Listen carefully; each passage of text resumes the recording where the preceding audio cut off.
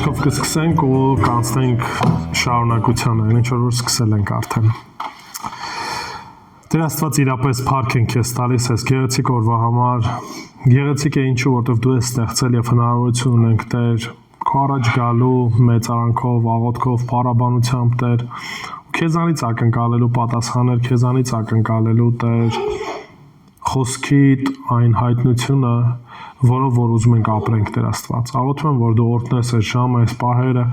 եւ այն քննարկումը, որ ունենալու ենք, ու թող որ այս ամեն ինչը նպաստի իրապես մեր հավատքի հաստատմանը եւ քեզ ճանաչելուն, որպեսզի ուշադիր լինենք այն խնդիրներին, գուցե այն մեղքերին, որոնք որ կային առաջ, նաեւ հիմա, գուցե մեր կյանքում կան որոշակի հարցեր, Տեր, ամեն բան քո առաջ բերենք ու քեզանից ակնկալենք այն պատասխանը, որը որ դու ես ուզում, որով որ մենք առաջնորդենք, Տեր։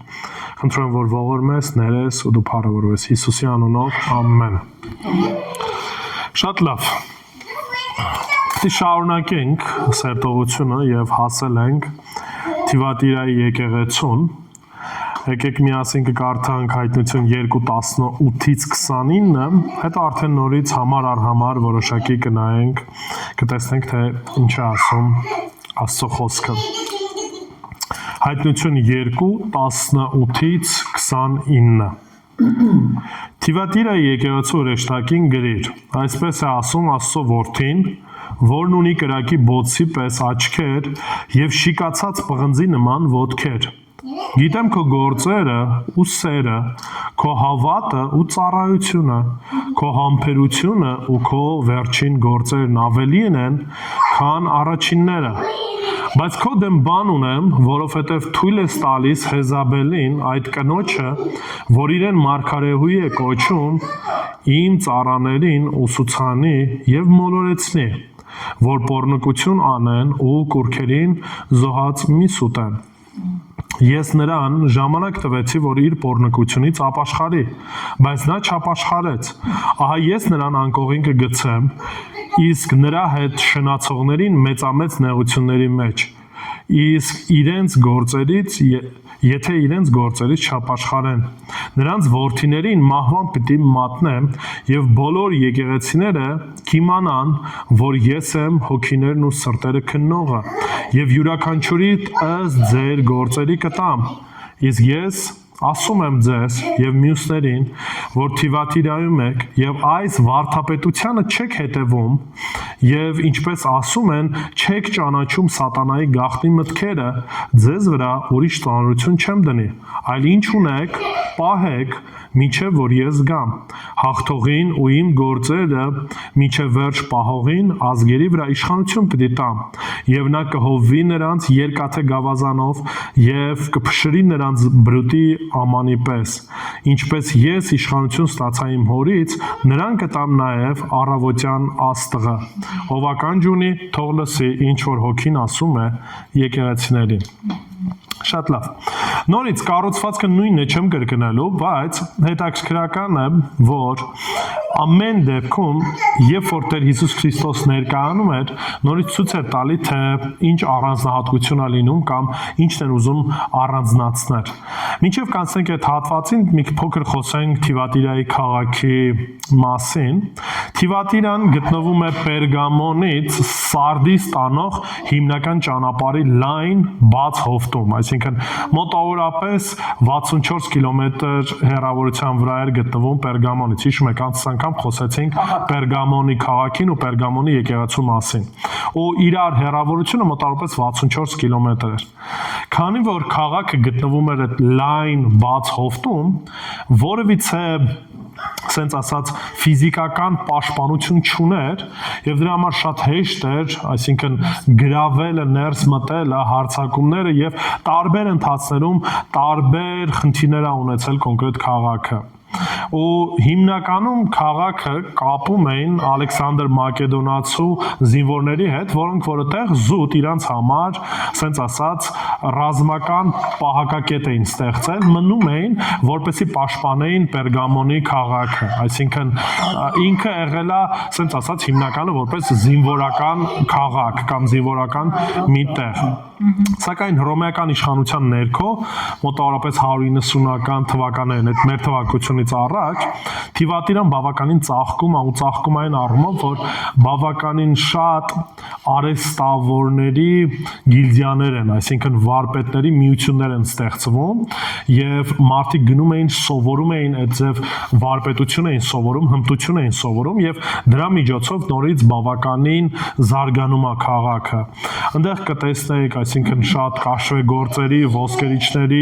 բրոնզագործերի եւ այլ միություններ, այսինքն մարդիկ միություններ էին ստեղծում եւ այդ շրջանակում զարգանում էր արհեստը։ Եւ արհեստի հետ մեկտեղ նորից, որտեղ որ կա արհեստ, այնտեղ է նաեւ մտնում փողը եւ փողի հետ մեկտեղ նաեւ կռապաշտությունը, ինչի որտեղ օրինակի համար բրոնզեր կամ ոսկի, ինչ կարգի բաներ կսկսեն մարդիկ ուզենեն, որ դուք պատրաստեք։ Կուրքերի, այսինքն կուրքեր, բրոնզից եւ այլ արձանիկներ եւ այլն եւ երբ որ այդ արհեստին մարդիկ տիրապետում են, բնականաբար այս ուղղությամբ իրանք են մտնում եւ որոշ առումով իրանք են մասնակից դառնում, նման, ասենց ասած, տարածմանը։ Եթե կհիշեք, էլի Եփեսոսում, երբ որ խնդիր կար կռապաշտության հետ կապված, Պողոսը սկսեց քարոզել ու տեսան, որ առևտուրը գնում է, հիմնականը արծաթագործներն էին, որ մեծ բան բարձրացրեցին, ինչի որովհետև գործին խփում էին, այսինքն երբ որ մարդկանց ճշմարտությունը քարոզում ես, մարդուն այլևս պետք չի, ասենց ասած, աստվածների արձանիկներ սարքեն, արծաթից կլինի կամ ոսկուց կլինի կամ այլ ինչ որ բանից կլինի։ Դրա համար միշտ մանավանդ այդ շրջանակում խնդիր էր առաջանում եւ հետեւաբար եթե որպես քրիստոնյաներ քրիստոնեությունը տարածվում էր մարդիկ կորցնելու են իրենց եկամուտի աղբյուրը եւ սա հավելյալ ճնշում էր բերում եկեղեցու վրա հետաքրքիր է որ օրինակի համար Թիվատիրայից մենք հիշատակվում է Միկին գործ կառաքելոց 16-րդ գլուխը բացեք Գործ կառաքելոց 16 14-ից 15 համարները նայեք ինչ ասում է Լիդիա անունով աստվածավախ մի կին որ Թիվատիրը քաղաքից էր Գործ կառաքելոց 16 14-ից Գործ կառաքելոց 16 14 ասում է Լիդիա անունով աստվածավախ մի կին կար որ Թիվատիրը քաղաքից էր եւ ուշադրություն դարձրեք ծիրանի զգեստեր վաճառող այսինքն մեկն էր որ նորից այդ արեստով էր զբաղվում եւ գուցե ներկում էին որտեվ հատուկ շեշտում ասում է ծիրանի զգեստը այսինքն այդ գույնի շրջանակում էր բանանում վաճառում էր ասում է լսում էր նրա սիրտը Տերը բացեց որպեսզի անսար Պողոսի խոսքին եւ ասում է եւ ինքը եւ ողջ ընտանիքը ինչ արեցին ապաշխարեցին փրկվեցին ու այս պարագայում տեսնում ենք որ այնտեղից դուրս էին գալի մարդիկ ովքեր որ մասնագետներ էին այսինքն մասնագիտական հմտություններով զարգացած էին հիմա Ինչ խնդիր ենք մենք տեսնում հետաքրքիր է որ 18-րդ համարում երբ որ Հովհաննեսը գրում է կարդում ենք ասում է Թիվատիրը եկեղեցու հրեշտակին գրիր այսպես է ասում ով Տերը Այնտեղ ասում է Աստծո որդին, հետո ասում է որն ունի կրակի բոցի աչքեր։ Հիմա առաջինը երբ որ խոսում է Աստծո որդու մասին, ինչի մասին է ուզում շեշտադրում անի։ Հենց որդու։ Նու հասկանում եմ, բայց շեշտում ասում է Աստծո որդի, այսինքն խոսում է, մատնանշում է, որ Տեր Հիսուս Քրիստոս Աստված է։ Աստծո որդի որպես Աստված մատնանշելով, ցույց տալով, ինչու, որտեվ կարիքը կար նորից, որ հեղինակության մասին հիշեն եւ որ ինքը որպես դատավոր այդ իշխանությունն ունի երկրորդը շարունակությունն ասում է որն ունի կրակի բոցի աչքեր հիշում եք կրակի բոցի աչքեր ինչն են խորհրդանշում ամենատեսա այսինքն ինքը սրտերը քննողն է ինքը գիտի ինչա կատարվում գիտի մարդկանց սրտում ինչա կատարվում մարդիկ ինչ կարգավիճակում են գտնվում եւ շարունակության մեջ էլ երբ որ ասում է որն ունի կրակի բոցի պես աչքեր եւ շիկացած պղնձի նման ոտքեր այդ խալկալիբանոս բառն որ գրեթե նշանակում ոնց որ բանը խարույկի մեջ տաքացվող մետաղ այսինքն շիկացած մետաղի մասին է ու Հիսուսին կվախենա։ Չենք կարա տեսնենք։ Դե ինքը վախեցավ, դրա համար որ մեկ-մեկ ասում են, օ Հիսուսին տեսանք, սենց սիրուն փայլուն դեմքով, էսկո մենքով։ Էդի ուղղակի մարդիկ հոլիվուդյան ֆիլմերից պատկերացած նկարներից են Հիսուսին պատկերացնում։ Ամեն անգամ, երբ որ Աստված հայտնություն է եղել ինչ որ կերպով, նույնիսկ հրեշտակի կերպով, բոլորը ուղղակի սարսափել են եւ Հովհաննեսը նույնպես սարսափել էր։ Առաջի գլխում սրա մասին խոսել ենք։ Ուղղակի ուզում եմ ուշադրություն դարձեք, որ Տեր Հիսուս Քրիստոս ամենասկիզբը նշում է իր աստվածության մասին, նշում է նրա մասին, որ ինքը քննում է, գիտի ամեն մեկի սիրտը եւ նշում է իր դատավոր լինելու մասին, այսինքն այդ կարգավիճակը շիկացած, որ ոտքերը հենց դատական կշռի, այսինքն որպես դատավոր խորհրդանիշներ, այո, որպես պատժող։ Ինչի որտեղ շարունակության մեջ կարդացինք։ Բայց մինչև խնդիրը անցնելը նորից Հիսուսին չի վրա ուշադրություն դարձնում եկեղեցու դրական կողմերի վրա, այսինքն բաներ, որոնք որ եկեղեցին ճիշտ է անում, լավ կարգավիճակում է գտնվում, եկեղեցին, որ նորից Տիրոջ առաջ ճիշտ ընթացքի մեջ է, եւ Տերը տեսնում է դա, գնահատում է եւ գովում է։ Ինչ է ասում։ Գիտեմ քո գործերը ու սերը։ Երբ որ ասում ենք գործերն ու սերը, ինչ ենք հասկանում։ Աստծուն սերը բոլորիս նկատմամբ որ Չէ, գիտեմ քո գործերը։ Եկեղեցին է, ասում է որ համ գործում ես, սերը համ նաև Համել Չէ։ գործով է, այսինքն իրանց սերը զուտ խոսքով չի, այլ գործնական է, համ գործնական ընթացք ունեն, համ նաև սիրում են։ ով է ասում ստեղ բանը։ Տեր Հիսուս Քրիստոս։ Աստված, ահա։ Այո, Հիսուս, երբ որ ասում եմ, ու ինքը ներկայանում է, ինչպես է ներկայացել, ու հիմա ասում է գիտեմ։ Ու այդ գիտենալը նորից, եթե կհիշեք, զուտ այն չի, որ ինքը որպես գիտություն ունի։ Ես այդ սերտ փոխհարաբերության մասին ձեր հետ ունենալով, գիտեմ ամեն ինչ է, ձեւ ասած ձեր ուղնուցուցը իմ առաջ բաց է։ Հստակ գիտեմ այդ ամեն ինչ։ Դրա համար ինչ է ասում, ասում է գիտեմ ձեր գործերը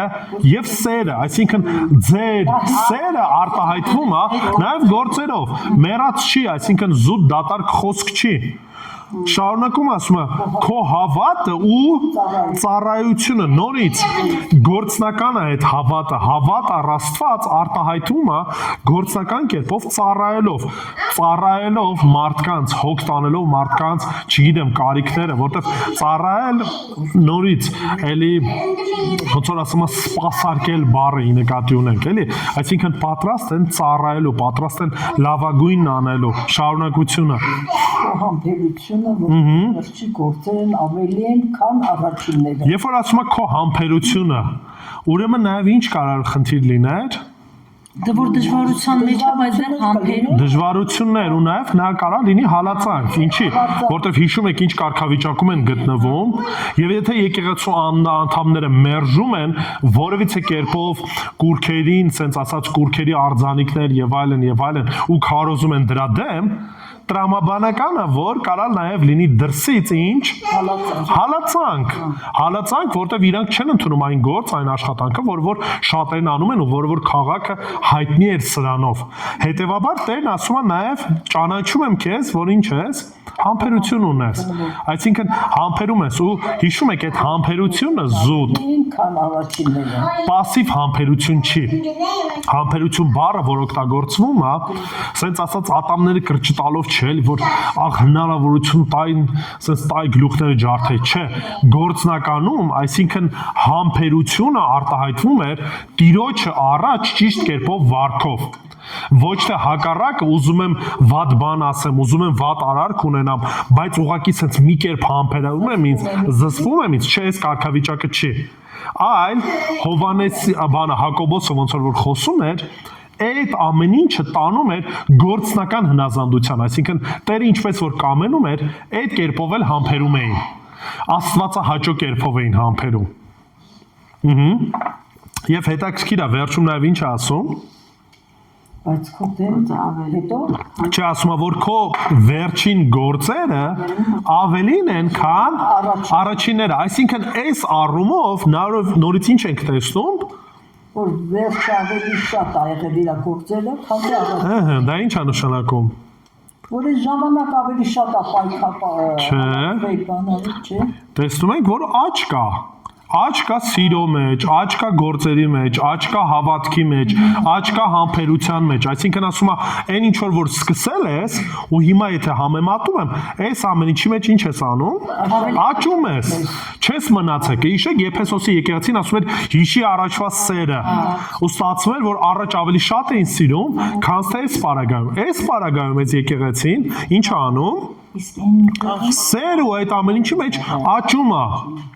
Եվ Տերը այս ամեն ինչը գովում է, որ այս ընթացքի մեջ են, եթե օրինակի համար Թիվաթիրան ուներ այն, ինչ չկար օրինակի համար Եփեսոսի եկեղեցու մեջ, բայց այնուամենայնիվ այնպես չէր, որ կատարյալ էր, այնպես չէր, որ նույնիսկ այս ամեն ինչի մեջ, որ Տերը գովում է, խնդիր չկար, խնդիր կար, 20-21 համարները, հայտնություն, երկրորդ գլուխն ենք, որովհետև թույլ ես տալիս հեզապերումով է, հեսակ խոսանք, այդ կնոջը, որ իրեն մարգարեուհի, ծառաների ուսուցանի և մոլորեցնի և կողմիկություն անել ու ովքերին զոված մի սուտեն, հիմա մինչև հլը առաջ կանցնենք, նայեք, ասում բայց կոդեմ մի բան ունեմ, որտեվ թույլ ես տալի Հեզաբելին այդ կնոջը, որ իրեն մարգարեու է կոչում, նայեք, հիմա մեր մոտ շակերտներով են նշած, բայց այն ինչ որ նկարագրվում է, հստակ տեսնում ենք, որ այդ կինը ինքնակոչ էր, այսինքն ինքը որևիցե կերպով Տիրոջ կողմից մարգարեություն չուներ, բայց ինչ էր արել, ինքը իրեն մարգարե էր կոչել եւ որպես շակերտավոր մարգարե ինչ էր անում, ներկայացնում էր, որ Տերը սենց բանա պահանջում։ Ինչ էր խոսում։ Ասում է իմ ծառաներին ուսուցանի եւ մոլորեցնի, որ պոռնկություն անեն։ Եվ կուրքերին զոհված մի սուտեն։ Հիմա նայեք, երբ որ խոսում ենք ընդհանրապես պոռնկություն անեն, պարտադիր չի, որ ֆիզիկական, ասենք, sense ասած շնության մեջ ընկնելու մասին խոսքը գնա։ Եթե կարդացել եք օրինակի համար 5 տակարանը, կտեսնեք, որ շատ անգամներ Աստված Իսրայելին ինչ էր ասում էր դավաճանեցիք ինձ, պոռնկության մեջ ընկաք, երբ որ մարդիկ ինչ էին անում, կռապաշտության մեջ էին ընկնում։ Ինչի, որտեվ երբ որ Տերը խոսում է, որ իր ժողովրդի հետ այդ մոտիկ հարաբերություն ունի, այդ ճանաչել արտահայտությունն է օգտագործում։ Այդ ճանաչել արտահայտությունը ինքը ինտիմ արտահայտություն է։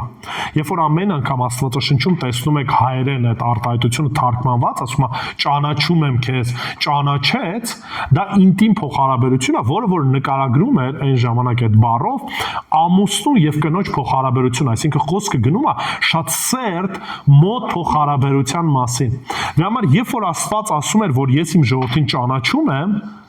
ու ժողովուրդը գնում էր կռապաշտության մեջ, դա ցույց էր տալի, որ կարծես դավաճանությունը կամ պոռնկությունը Աստծո դեմ։ Ինչի, որովհետև այդ հասկացողությունը այն ժամանակ էլ կար, որ իմ ժողովուրդն են, ինձ են պատկանում։ 5 տականից նույնիսկ մարգարեներից մեկին այդ օրինակներն է բերում, ասում է գնա ամուսնացի մի պոռնիկի հետ, ու գնում է մարգարեն ամուսնանում է մի պոռնիկի հետ, հետո էլի դավաճանում է եւ այլն, եւ դրանից հետո որպես օրինակ այնց ներկայացնում, ասում է ինչպես որ այս մարգարեին ձև ասած դավաճանեց, այս իր կինը, նույնպես եւ դուք եք դավաճանել ինձ։ Այսինքն թե 5 տակարանում, թե նաեւ նոր կտակարանում մենք տեսնում ենք, թե Աստված ինչքան մոտիկ փոխհարաբերություն ունի իր ժողովրդի հետ։ Եթե 5 տակարանում տեսնում ենք Աստծո եւ Իսրայելի փոխհարաբերությունը, նոր կտականի շրջանակում տեսնում ենք, որ նույն տերմինաբանությունն է օգտագործվում։ Դրա համար եկեղեցին կոչվում է Քրիստոսի ով հարսը։ Նորից հարս ու փեսա փոխհարաբերության մասին է խոսքը գնում, մոտիկ փոխհարաբերության մասին է խոսքը գնում։ Ու այս պարագայում, երբ որ ասում է ուսուցանի եւ մոլորեցնի, այսինքն պարտադիր չի, որ այդ պոռնկություն անելը ֆիզիկական, sense ասած պոռնկության մեջ ընկնելու մասին խոսքը գնում, այլ կռապաշտության մեջ անցնելու, կուրքի հետ կապված ու դրանից շարունակության մեջ էլ ասում է կուրքին զոհած մի սուտեն, այսինքն կռապաշտությունը դառնա իրանց համար նորմալ երևույթ, ինչ որ նորմալ, ինչ որ իրավիճակ։ Այդ դեպքում արդեն ստացվում է, որ իրանք ինչ արեցին, Աստծուն դավաճանեցին, այսինքն պոռնկություն արեցին։ Պոռնկությունները, որ զոհած մի սուտ են։ Սա արդեն ոչ թե զոհված միս ուտելու հարցն էր, այլ դա դառնում էր ձեզ համար սովորական մի բան։ Ընդհանրապես Գործք առաքելոցը, եթե նայեք, Գործք առաքելոցում, երբ որ հեթանոսները սկսեցին, այսինքն փրկության ճանապարհը բացվեց, ու երբ որ ժողով արեցին, ժողովի ժամանակ առաքյալները Հակոբոսի, ասենց ասած ներկայությամբ 3 պայման դրեցին, ասցին թող կուրքերի մսերից հեռու լինեն, արյունով չուտեն որևիցե կենդանին եւ ասում է խեղտվածը չուտեն, որի մեջ նորից այդ կռապաշտության էլեմենտներն էին պարունակում։ Եվ երբ որ օգտագործում այս կուրքերին զոհած միս ուտել չուտելը, ոչ թե այն առումով որ մսի խնդիրն էր, այլ իրանք նպատակային, այս ձև ասած այդ միս ուտում էին որպես կուրքերին զոհաբերած միս։ Որտեղ Պողոս առաքյալը հետո Հռոմեացիս նամակի մեջ եւ Կորինթացիս նամակի մեջ ասում է, որ այդ միսը իրականում միս է ու խնդիր չկա, որտեղ ինչի, որ երբ որ կուրքին միսը զոհաբերում էին, ամբողջը չէին զոհաբերում։ Մի որոշ մասը կուրքին էին զոհաբերում, մյուս մասը տալիս էին խանութներին, որպեսզի խանութներում վաճառվեր։ Եվ շատ քրիստոնյաներ կա, որոնց որ խրճմտանքի վրա չեր նստում, խանութից էլ նույնիսկ չէին ուզում առնեն, ինչի որտեղ մտածում էին կարող է կուրքին է զոհաբերված։ Պողոս առաքյալն ասում է այդ ձևի միսը հանգիստ առեք երեք, որտեղ իրականում միս է, խնդիր չկա։ Բայց այս պարագայում իրանք ուտում էին հենց կռապաշտության համար նախատեսված միսը, այսինքն մասնակից էին դառնում այդ ծիսական արարողությանը։ Սրա հետ էր կապված խնդիրը, որը որ Գործք առաքելոցում հստակ պատվեր կար, որ դրանից հեթանոսները կամ հեթանոսները, որոնք որ դեպի քրիստոնեության են եկել, դրանից պետք է զգուշ լինեին, հեռու լինեին։ Ու այս պարագայում շատ կներես խեղդված կենթանին, այսինքն ի՞նչ նկատի ունես։ Դե հենց տենց է օգտագործում, այնտեղ ասում է խեղդված կենթանուց հեռու լինեն։ Հիմա նայեք, նորից միանշանակ չի, բայց կարծում են, որ նորից կուրքերի շրջանակում կռապաշտության որպես էլեմենտ եղել է դեպքեր, որ կենթանին խեղդել են, չգիտեմ, կամ պարանով կամ ջրով, ու դա հատուկ է ձև ասած որպես ծիսակատարություն են արել ու նոր դրանից հետո կերել են։ Այսինքն դա ծեսի մի մաս ա եղել, ոնց որ օրինակի համար 5 տականում կտեսնեք, որ ասում է ձեր վրա ծակոտկեն մի արեք, այսինքն տատուի մասին է խոսքը գնում։ Ոչ թե այն տատուի մասին է խոսքը գնում, որ ժամանակակից աշխարհում է, այլ խոսքը գնում էր նորից ծիսական արարողակարգի, այսինքն մարդիկ իրանց վրա դաջվածքներ էին անում որպես նշան կռապաշտության։ Եվ այն ամեն ինչ որ 5 տականում կարդում եք մեծամասամբ, երբ որ Տերը առանձնացնում է իր ժողովրդին եւ օրենքներ է տալի, այդ օրենքները Հիմա ես կապված եմ կարդում։ Շատ լավ, համ ղերթացվածն է, համ երկրորդ օրինացն է, այդ երբ որ կարդում եք կտեսնեք, որ շատ բաներ Տերը երբ որ իրանց առանձնացնում է, որովհետեւ կար նման հեթանոսական պրակտիկա մնացած ազգերի մեջ։ Ու Տերը առանձնացնում է, ասում է դուք իրանց նման չպիտի լինեք։ Հիմա ինչ վերաբերվում է Հեզաբելին, նորից Հեզաբելը գուցե հես քնոջ իրական անունը չէր։ Ինչի որտեվ եթե կարդացել եք 3-րդ թագավորաց գիրքը, կտեսնեք, որ այդ շրջանակում հանդիպում ենք Աքաբին, որը որ թագավոր էր, եւ Աքաբի կինը Հեզաբելն էր, որը որ բավականին խիստ էր եւ կռապաշտության մեջ էր նորից մցրել ու բաղին էր բավականին շատ հզոր զոհաբերություններ սկսել, տաճարն էին կառուցել, ահագին շատ հազարավոր քրմեր ունեին եւ այլն եւ այլն։ Եվ եթե կհիշեք, նույնիսկ թագավորաց գրքի մեջ տեսնում ենք պայքարը Եղիայի եւ այդ մարգարեների միջև, ու երբ որ Եղիան սպանել է տալիս այդ սուտ մարգարեներին, Հեզաբելը նույնիսկ փորձում է սպանի Եղիային։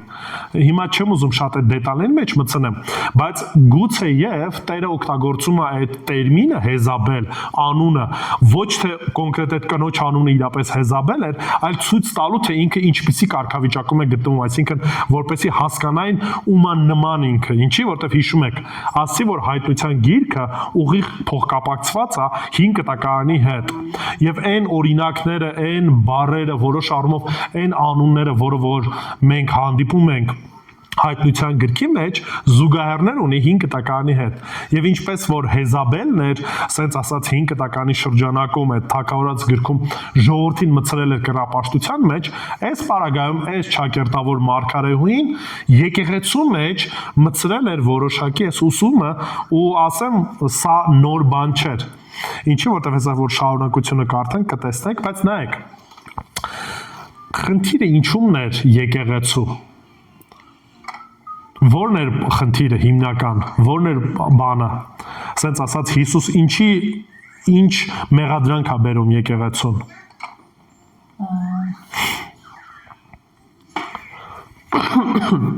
Որ ծառաներին ուսուցանում էր, այս կինը։ Ինչու՞մն էր, երբ որ ասում է, Չափաշխատ չեն ապա։ չէ, բայց կոդը մի բան Նրա ժամանակ 20 համար է, դա մի քիչ առաջ եք ասում, 20 համարի մեջ ինչ եք տեսնում։ ասում բասկոդեն բան ունեմ։ Ինչ ունեմ։ Որովհետև Թույլ ես տալիս։ Նույնիսկ ուշադրություն դարձրեք։ Խնդիրը այս բայդրությամբ այդ մարգարեին չէր։ Ինչի որտեվ սուտ ուսուցումներ միշտ էլ գալու են։ Չկա մի ժամանակ, որտեղ որ եկեղեցին որոշ առումով սուտ ուսմունքի հետ չի հանդիպում եւ այլն եւ այլն։ Խնդիրը այդ չէր։ Խնդիրը այն էր եկեղեցուն ուղված, որ թույլ էր տալի եկեղեցին։ Եկեղեցին չէր պայքարում, չէր այդ ամեն ինչը կասեցնում։ Խնդիրը սրա մեջ էր։ Եվ հիշում եք, ես անցած անգամ էլ ասեցի, այո, որովհետև եկեղեցին պատասխանատվություն իր վրա կրում է։ Ոչ միայն եկեղեցու առաջնորդն է պատասխանատվություն կրում, այլև եկեղեցին է այդ պատասխանատվությունը կրում։ Ինչու որտև նույն Պողոս Արաքյալը, երբ որ Գաղատացիս նամակի մեջ ասում է, որ թույլ էր տալիս։ հա, հենց թույլ էր տալի, այսինքն խնդիրը եկեղեցու ոչ թե այն էր, որ ընդհանրապես սուտ ուսմունք կար, այլ խնդիրն էր, որ եկեղեցին այդ ամեն ինչը թույլ էր տալիս։ Ու սա մենակ առաջնորդի խնդիրը չի։ Ինչի որտեղ Պողոս Արաքյալը, երբ որ գրում է Գաղատացիս նամակի մեջ, ասում է, եթե նույնիսկ մենք կամ հրեշտակ անգամ իջնի ու ձեզ ուրիշ ավետարան քարոզի, նզովյալ լինի։ Ու այս պարագայում եկեղեցին պետքա պատրաստ լինի զանազանելու ճիշտը սխալից։ Այո, եկեղեցու առաջնորդներն էլ այս պատասխանատվությունը առաջնային ունեն, բայց այնպես չի, որ եկեղեցու առաջնորդը օրինակի համար չնկատեց, եկեղեցին պետքա այդ ուսումը ինչ անի, հանդուրժի։ Ասի դե եթե եկեղեցու հովիվը բան չի ասում, մենք ուրեմն ինչ ենք, անպարտ ենք։ Ստե Տերը տենց չի ասում։ Եկեղեցուն է ուղում ու եկեղեցուն էլ ասում, «Ա խնդիր ունես դու»։ Ինչի որտեվ դու որպես եկեղեցի ինչ ես արել, թույլ ես տալիս։ Քայլեր չես արել, որպեսզի սրա հետևանքը չլինի։ Շարունակության մեջ մենք արդեն տեսնում ենք ուղիղ դատապարտությունը, որը որ ուղղված էր Հեզաբելին ու նրանց, ովքեր որ դրա մեջ էին։ Բայց խնդիրը, առաջնային խնդիրը, որ մենք տեսանք եկեղեցուն ուղարկվող, հետևյալն էր, որ եկեղեցին այդ ամեն ինչի մեջ ինչ էր, լուր էր, թույլ էր տալիս։ Գուցե չէր ուզում վատամարդ լինել, գուցե մտածում էր, որ իսկապես մարգարեություն ունի եւ այլն, բայց նորից մենք խոսքը ինչ պետք է անենք, քննենք։ Եթե մենք խոսքը լավ գիտենք, եթե ինչ-որ մի բան լսում ենք, որը որ չի համապատասխանում, պետք է քննենք, տեսնենք ճշմարտությունը, թե ճշմարտություն չի։ Եվ դա մեր պարտականության տակ է ընկնում։ Դրա համար որպես զգոն եկեղեցի ես, վերջի կիրակի որ քարոզել էի, մասից մեկն էլ հենց սրա մասին էր, որ մենք պարտավոր ենք քննել խոսքով ամեն բան, ինչ որ լսում ենք, ու ընդունենք այն, ինչ որ խոսքի համեմատ է, եւ մերժենք այն, ինչ որ խոսքից դուրս է, եւ դա մեր պատասխանատվության տակ է։ Դրա համար մենք մեր անհատական ընթերցանությունը պետք է ունենանք։ Հետևաբար ամեն մեկը չէ որ իրան մարգարե է անվանում կամ տիրոջ անունն է տալիս, նշանակում է պարտադիր կերպով պետք է տիրոջից լինի կամ Աստծուց լինի։ Ինչի որտեվ մեծ համասամբ սուտ ուսուցիչները չեն գալիս, ասում են, գիտեք ինչ կա, բարև ձեզ, ես սուտ ուսուցիչ եմ, հիմա ձեզ սկսել եմ սովորեցնել։ Տես չեն ներկայանում։ Հակառակը, ներկայանում են Քրիստոսի անունով, ներկայանում են խելացի ինչ-որ ուսմունքներով, փիլիսոփայությամբ եւ այլն, ու շարունակության մեջ էլ որ կարդանք, կտեսնեք։ Նայեք ինչ է ասում։ Ես նրան ժամանակ տվեցի, որ իր պոռնկությունից ապաշխարի, բայց նա ինչ արեց։ Չապաշխարեց։ Նորից տեսնում ենք, որ Տերը ողորմած է գտնում եւ այո, որոշ ժամանակ հատկացրեց, տվեց, որպեսի մարդը դարձի գապաշխարի, բայց ինչ արեց։ Մերժեց, չապաշխարեց։ Եվ դրա որպես հետևանքն է գալի, դատապարտությունն է գալի։ Գիշեք, երբ որ Հիսուս Քրիստոս ինքը ներկայացավ որպես Աստված ներկայացավ, որ ինքը քննում է գետի սրտերը, նաեւ ներկայացավ որպես դատավոր։ Եվ այս պարագայում է, որ ասում է, ահա ես նրան անկողին կգցեմ, իսկ նրա հետ շնացողներին մեծամեծ նեղությունների մեջ, եթե իրենց գործերից չապաշխարեն։ Մտածում եք ինչի է օգտագործում, ասում է նրան անկողին կգցեմ։ Ընդհանրապես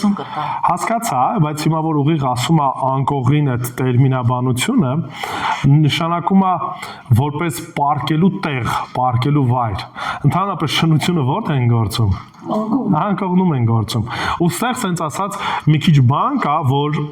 ճիշտ է նորից ուղիղ շնության մասին չէր խոսքը գնում, բայց դա որպես նշան է լինելու, որ իմ դեմ գործելու որպես հետևանք անկողնի մեջ ես լինելու, այսինքն այդ Ահա ես նրան անկողին կգցեմ, ով ես նրան։ Տեր Հիսուս Քրիստոսի մասին է խոսքը գնում, Հիսուսը նրան անկողին է գցելու, այսինքն Հեզաբելին, կոնկրետ այդ մարգարեհուն, որը որ չապաշխարեց, ոչ միայն իրան, նաև 23 համարի մեջ, ասում է նրանց որդիներին մահվան պիտի մատնեմ, որդիներն ովքեր էին, նրանք էին, ովքեր որ նույնիսկ, սենց ասած, Իրա տրամադրության տակ ես, իրա հետ էին, շարունակվում է դեռ,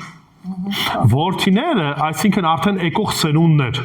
պատկերացեք ուսուցում է տրվում եւ նոր սերունդ է բարձրանում, ովքեր որ այս ուսմունքը ուղերձնում են, հասկանում եք, այսինքն երբ որ ասում է որդիներ, նրանք ովքեր որ լսեցին այդ ուսմունքը, այդ ուսմունքի մեջ մեծացան եւ հիմա այսպես ասած իր հետևորդներն են դարձել։ աջակես։ Որդիներ նրանք ովքեր որ Ները կիմանա, որ ես եմ,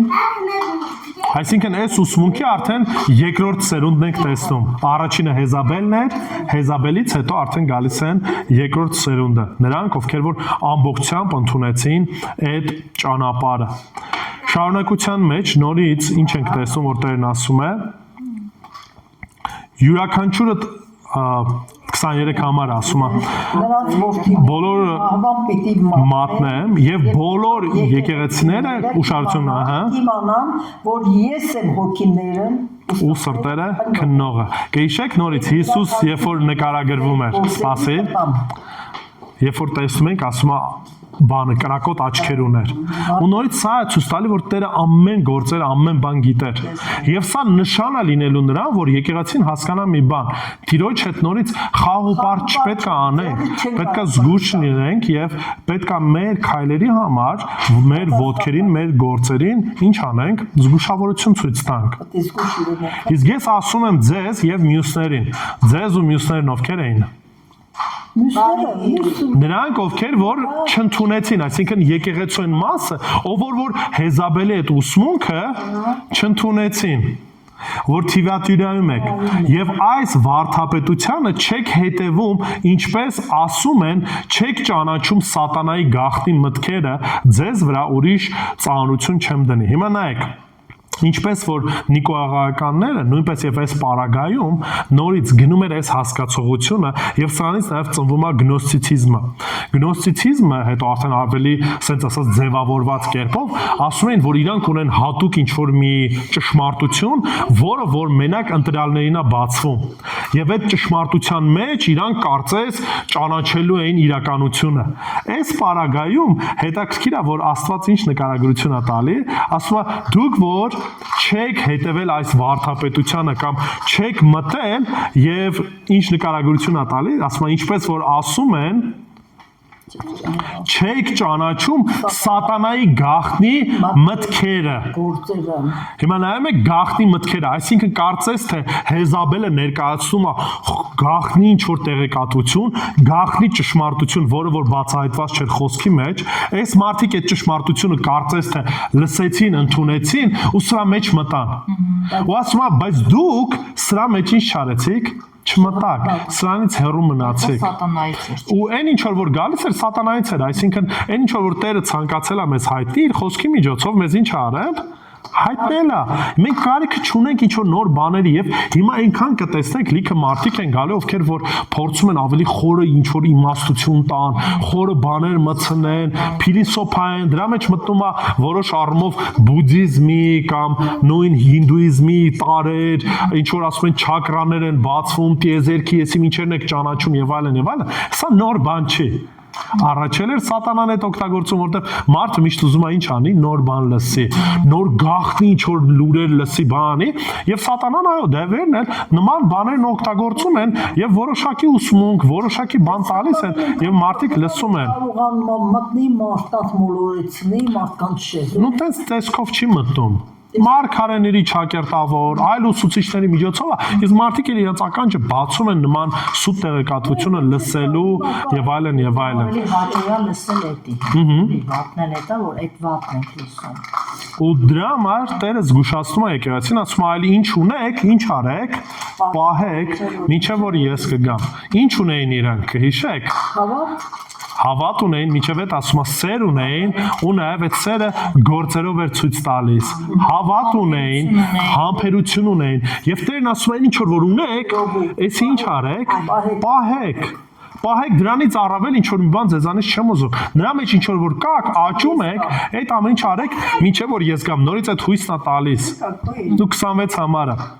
հաղթողին ու իմ գործերը մինչև վերջ պահողին ազգերի վրա իշխանություն պիտի տամ։ Անցած անգամ ասացինք, հաղթողը ովքեր են։ Ովքեր են հավատացել։ Ովքեր որ հավատացել են։ Ինչ իշխանության մասին է խոսքը գնում։ Երբ որ Հիսուս Քրիստոս գա հազարամյա թագավորության ժամանակ, թե Հիսուս, թե նաև իր եկեղեցին ինչ անելու, դատելու է բոլոր ազգերին եւ դրանից հետո նաեւ իշխանություն է տալու ամեն մեկին ինչ որ շրջանակում ղեկավարելու չէ եկեղեցին հազարամյա թագավորության ժամանակ ունենալու է այսպես ասած ղեկավարման շրջանակներ որ Տեր Հիսուս Քրիստոս տալու է դրա համար ստեղ ասում է որ հաղթողին ազգերի վրա իշխանություն պիտի տամ այսինքն եկեղեցին մասնակցություն է ունենալու հազարամյա թագավորության այդ ղեկավարման շրջանակում 27 համարը Եվ նա կհովվի նրանց երկաթե գավազանով եւ կփշրի նրանց բրուտի ամանի պես։ Հիմա երբ որ խոսում են ընդհանրապես երկաթի գավազանի մասին, սաղմոսների մեջ են կարող տեսնել, որ կոնկրետ հենց որնա եւ նա կհովվի նրանց հովվել ի՞նչ է նշանակում։ գավազանով Հա, հովություն, այսինքն հովիվը ինչպես է իր առաջնորդում իր գառներին։ Երբ որ խոսում է ընդհանրապես փշրի նրանց Ռուպի ամանի մեջ։ Այսի ուղիղ մեջ բերում է Սաղմոսից կարակ նայեք տեսնեք եւ այն խորհրդանշում է կոնկրետ այդ Սաղմոսը հազարամյա թագավորությունը։ Հազարամյա թագավորության ժամանակ Տեր Հիսուս Քրիստոս լիարժեք իր իշխանությունն է դնելու։ Այսինքն եթե հիմա մենք տեսնում ենք մասնակի է Տիրոջ իշխանությունը, որովհետեւ տեսնում ենք որ սատանան է ավելի իշխանավոր, տեսնում ենք չարությունը ինչքան ավելանալու Հազարամյա թագավորության ժամանակ կատարյալ իշխանությունը պատկանելու է Հիսուս Քրիստոսին։ Եվ երբ որ ասում է երկաթի գավազանով է իշխանությունը կամ երկաթե գավազանով է առաջնորդելու, սա հենց այն կատարյալ իշխանության մասին է խոսքը գնում, որ ինքը ունենալու է եւ այդ երկաթե գավազանով է առաջնորդելու, հովվելու։ Հետաքրքիր է նաեւ շարունակությունը կարդա։ Ինչպես ես իշխանություն ստացա իմ հոր, նրանք կտան նաև առավոտյան աստղ։ Հիմա բացեք հայտնություն 22:16-ը, սպասի։ Հայտնություն 22:16։ Առավոտյան աստղը որն է։ Հայտնություն 22:16։ Հայտնություն 16 Ես Հիսուսը ուղարկեցի իմ հրեշտակին։ Ցավը կանեմ, հələ սպասի կդնեմ 22:16 Ահա սուկույրերը ասես։ Չէ, տեսնում։ Բացեցիք։ տակ ես տարել։ Հայտնություն 22:16։ Ես Հիսուսս ուղարկեցի իմ հրեշտակին, որ այս բաները վկայի ձեզ եկեղեցիներին։ Ես եմ Դավթի արմատն ու սերունդը եւ առավոտյան փայլող աստղը։ Ուրեմն մեզ որպես շնորհ ինչ կտրվի հենց Հիսուս Քրիստոս ինքն է տրվելու, որովհետև Քրիստոսն էր հենց այդ փայլող առավոտյան աստղը, ուստեղ երբ որ ասում է ոնց որ հաղթողը վերջի վերջո Քրիստոսին ենք մենք ստանալու, այսպես ասած Քրիստոսի հետ ենք լինելու։ Հա, պարգևատրումը, մեր պարգևատրումը Քրիստոսի հետ հանդիպումն է։ Մեր պարգևը, մեր փափագը, ասենց ասած Քրիստոսն է։ Եվ այս առումով, ասենց ասած, եզրափակում է, որ ասում է հենց այս առավոտյան աստղն ենք մենք ստանալու։ Ուրեմն ամփոփելով կամ եզրափակելով ինչ եմ ուզում ասեմ, կարդացիր էլ արդեն։ 29 Կարդա։ Ով ականջ ունի թող լսի։ Արի։ Չէ, 29 համարը։ Հայտնություն 2:29-ը։ Ես վկայում եմ ամեն մեկին, հա։ Չէ, մնացել է սնդեղ, հետ արի։ Փայլող աստղ։ Հասկացա, դա ես բացեցինք, որ հասկանաք փայլող աստղով մասին է խոսքը գնում։ Ահա 29 ով ականջ ունի թող լսի ինչ որ հոգին ասում է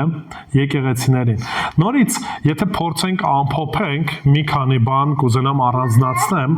Տեր Հիսուս Քրիստոս գովվեց Թիվատիրա եկեղեցին ինչու որովհետև եկեղեցին ինչ էր անում սիրո մեջ էր իր սերը արտահայտում էր գործնականում տեսնում ենք որ համբերում էր նաև հավատից էին ծնվում նաև գործերը կամ ծառայությունը ու սա մի բան է որ մենք ինքներս էլ պետքա ձգտենք չպետք է մեր սերը զուտ դատարկ խոսք լինի առանց գործերի որտեղ եթե սիրում ենք գործնականում այդ ամեն ինչը պետք է արտահայտվի եթե հավատում ենք այդ հավատը պետք է վերածվի նաև ծառայության առ Աստված ծառայելով մարդկանց Եվ այո, պետք է պատրաստ լինենք նաև համբերության։ Ինչի, որովհետև հստակ գիտենք, որ Տերը այդ ամեն ինչը իր ժամանակին ինչ անելու, վարձատրելու է։ Եվ մեր լավագույն վարձատրությունը, թեև երկնքում այո, Տերը ասում է գանձեր ենք դիզում եւ փառք Աստծո դրա համար, բայց մեզ համար ամենաթանկագին գանձը ով է լինելու հենց Հիսուս Քրիստոս ինքը, հենց այդ փայլող Աստղը, որը որ հաղթողներին կտրվի, Տեր Հիսուս Քրիստոսը։ Եվ ինչ վերաբերվում է նաև մեր քայլերին պետք է զգույշ լինենք որպես եկեղեցի։ Տեսնենք ինչ ուսուցում ունենք, ինչքանով ենք ուսման մեջ, խոսքի մեջ հավատարիմ, ինչքանով ենք մենք ինքներս խոսքը իմանալով այդ խոսքը ամուր պահում, ինչի որտեվ սատանան քնած չի եւ շատ շատերին ինչ անում, խափում է, մոլորեցնում է եւ մենք չպետք է քնենք եւ մենք չպետք է ձև ասած ասենք դե լավ ոնց որ հավատում են թող հավատան, կարևոր ասում ենք Հիսուսին է սիրում, կարևորը եկեղեցում է եւ այլն եւ այլն։ Չէ, երբ որ պետք է նաեւ պետք է այդ կարգապահությունը ցուցաբերենք եւ եթե դեպքեր են լինում, նույնիսկ այդ մարդիկ պետք է հեռանան դուրս գան եկեղեցուց։ Ինչի որպեսզի եկեղեցին մաքուր լինի, որպեսզի այս ձևի խիստ չլինի ու ասեմ բոլոր եկեղեցիների մեջ այս առաջի դեպքն է, որ մենք տեսնում ենք այս 7 եկեղեցիներից, որ Հիսուս նման խիստ տոնով է խոսում, որ ասելու է ապաշխարության ժամանակ տվեցի, չապաշխարեցիր, անկողնիդ մեջ ես լինելու եւ քո երեխաների մահն է լինելու։ Սա այն խիստ կետն է, որ Տեր Հիսուս Քրիստոս խոսեց եւ որը որ մեզ համարել է նաեւ զգուշացում խոսքի մեջ, ծառայության մեջ, իրեն հավատարմության մեջ ազնիվ կերպով քայլելու։ Շատ լավ։ Աղոթենք, եթե հետո հարցեր կլինի, միասին կքննարկենք այդ հարցերը։ Տեր Աստված փառք ենք քեզ տալիս իրապես այս գեղեցիկ օրվա համար եւ այս հնարավորության համար, որ կարող ենք ուսումնասիրել խոսքը Տեր, քո առաջ գալ աղոթքով, խոնարհությամբ Տեր։ Եվ շնորհակալ ենք, որ Տեր ողորմեցիր, շնորհակալ ենք, որ ճշմարտությունը հայտնեցիր եւ աղոթում եմ ով Տեր Աստված, որ իրապես ինչպես որ Թիվատիրայի եկեղեցիներ օգնի, որ մեր սերն էլ եւ գործնական սերն էլ աճի Տեր Աստված քո նկատմամբ, որպեսզի մեր հավատքը եւ ծառայությունը միասին քայլեն, այդ չլինենք դատարկ խոսողներ, որ սիրում ենք, բայց գործնականում չկանք, հավատում ենք, բայց ծառայության մեջ չկանք Տեր։ Նույնպես եւ օգնի, որպեսզի այդ համբերության մեջ աճենք Տեր Աստված, որպեսզի դիմանանք ամեն տեսակի փորձանքներին, խնդիրներին, հարցերին Տեր ու ամեն ինչի մեջ Տեր քեզ փառավորենք։ Մեզ ողորմիր, գթա եւ դու սրբիր ու ամեն ինչի փառքը թող միմեն քեզ լինի Տեր։ Մեր փափագ ու ցանկությունը այո նա է, որ Տեր դու գաս եւ քեզ հետ հանդիպումն ունենանք։ Դա է մեր մեծագույն փափագը եւ դու ես մեր մեծագույն փափագը։ Ոստի ամեն ինչի մեջ դու փառավորիր Տեր եւ շուտով արիր, որտեվ կարոտել ենք քեզ եւ ուզում ենք իրապես քեզ հետ լինել։ Հիսուսի սուրբ անունով ամեն։